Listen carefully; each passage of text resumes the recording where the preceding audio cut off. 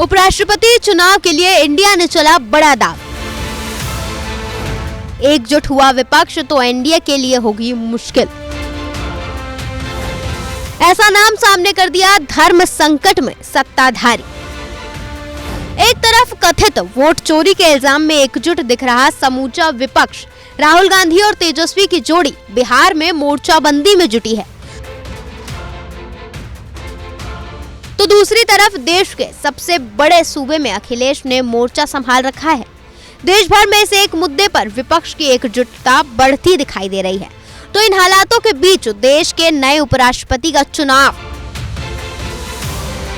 और अब विपक्षी इंडिया गठबंधन ने उपराष्ट्रपति चुनाव के लिए अपने उम्मीदवार की घोषणा भी कर दी है।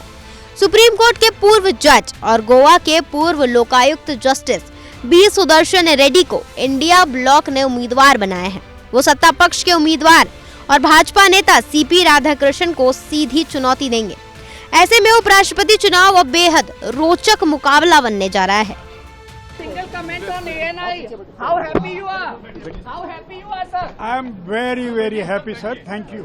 The number game is As a candidate on behalf of India Alliance. But for you, it would not have been possible. And I am happy for the simple reason that India Alliance represents more than 60% of the population of this country.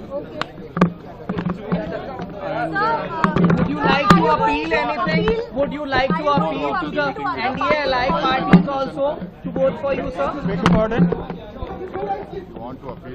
Political parties as such do not vote in the elections. It is the honorable members of the parliament who participate in the elections. Therefore, as a candidate, I would humbly request and appeal to all the parliamentarians, irrespective of the party affiliations. अपनी उम्मीदवारी से उत्साहित B Sudarshan Reddy ने NDA के तमाम घटक दलों के सांसदों से भी अपील की है कि वो उनका समर्थन करें। और इस बीच इंडिया गठबंधन और खासकर कांग्रेस नेताओं ने उन्हें देश के नए उपराष्ट्रपति के लिए एक बेहतर उम्मीदवार बताया है। Such a suitable man for the chairman of Rajya Sabha, and that will be, मैं कहूँगा बहुत ही गौरव का क्षण होगा जब ये सुप्रीम कोर्ट का रिटायर्ड जज, चीफ जस्टिस रहा है जो आसाम का, जिसके जजमेंट में जो पढ़े मैंने, भारत की आत्मा बोलती है। बड़ा गौरवशाली क्षण होगा जब ये उपराष्ट्रपति के रूप में पदभार ग्रहण करेंगे और अपने सेवाओं से देश को लाभान्वित करेंगे। इनकी अच्छी बहुत शानदार छवि है, निष्ठावान है, अनुभवी है। ऐसे व्यक्तित्व को इंडिया गठबंधन ने उम्मीदवार बनाया है तो एक अच्छा मैसेज गया पूरे कंट्री के अंदर। लड़ेल विचारधारा की है।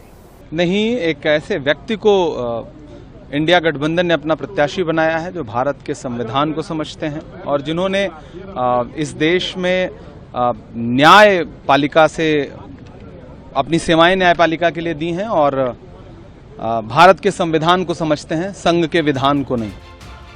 खैर, इन दावों को बीच सत्ताधारी एनडीए और विपक्ष इंडिया गठबंधन की जोर आजमाइश दिखने लगी है।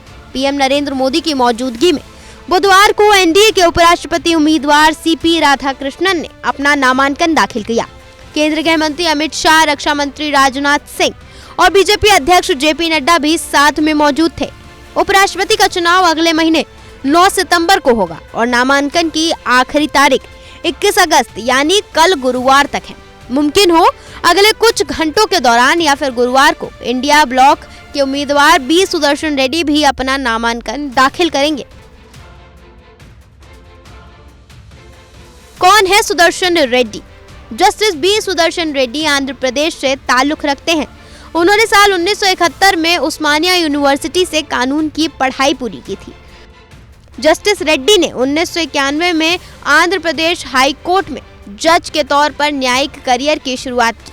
बाद में वो सुप्रीम कोर्ट के जज बने और कई अहम फैसलों का हिस्सा रहे। सुप्रीम कोर्ट से रिटायर होने के बाद उन्हें गोवा का पहला लोकायुक्त नियुक्त कर दिया गया। इंडिया गठबंधन ने सुदर्शन रेड्डी को उतारकर ये संदेश देने की कोशिश की है कि वो संविधान, न्यायपालिका और पारदर्शिता के पक्षधर चेहरे को आगे रख रहा है। विपक्ष का मानना है कि रेड्डी की साफ सुथरी छवि और न्यायिक अनुभव उन्हें उपराष्ट्रपति जैसे संवैधानिक पद के लिए उपयुक्त उम्मीदवार बनाता है।